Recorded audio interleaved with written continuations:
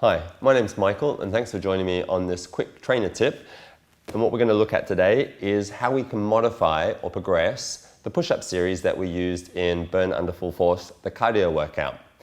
We utilize push-ups because they're a great way to train the whole body as a unit. They get the heart rate up and you and I know they're pretty intense. So the first one that we did when we hit the floor was a series of 8, as quickly as you needed them doing, and we changed our base of support. So the first base was as narrow as is good for you. Then we went to about shoulder width, and what I wanted you to look at was having your hands and your feet in exactly the same alignment, and then to your widest position. Now that's the widest position for you, okay? So it was just quick. There was no looking at the timing or how long it needed to take. It was just 8 as quickly as you could. So banging them out, the idea was to come in narrow, press them out as quickly as you can. As soon as you've done the 8, move the right foot or the right hand to exactly the same place. Do the same thing. Bang out the 8.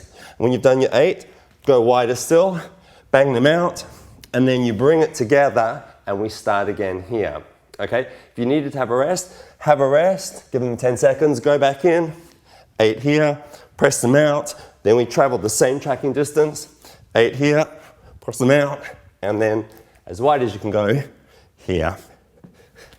The heart rate should come up, and that was the whole idea of that little sequence. Now it's not always going to be easy for everybody to do that.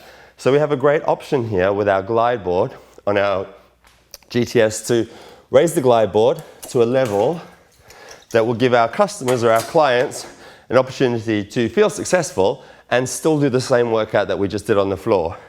So the idea is you can come in low with the knees, same sequence, go wider, and then your widest position.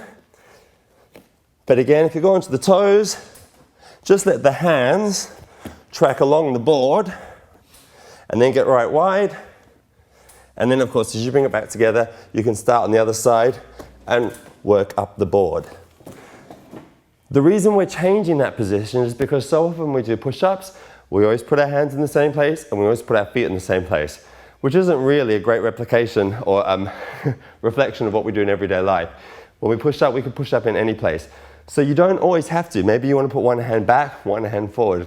You can play with the hand positions. But that was the easiest push-up series that we did. The second one involved a plyometric move. So we had 4 counts to do this one.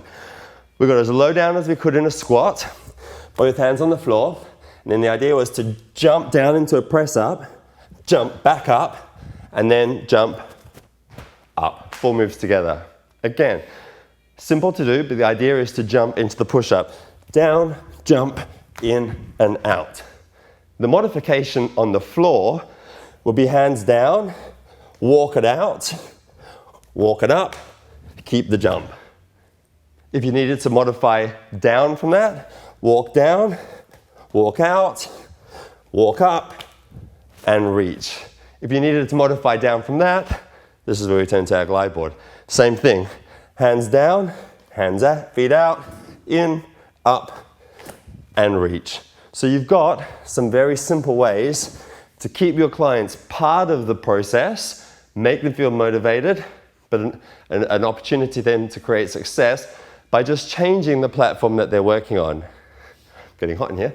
The third one was our corkscrew, our Spider-Man corkscrew. So this one was a push-up where we utilized our lower body into the descent of the push-up.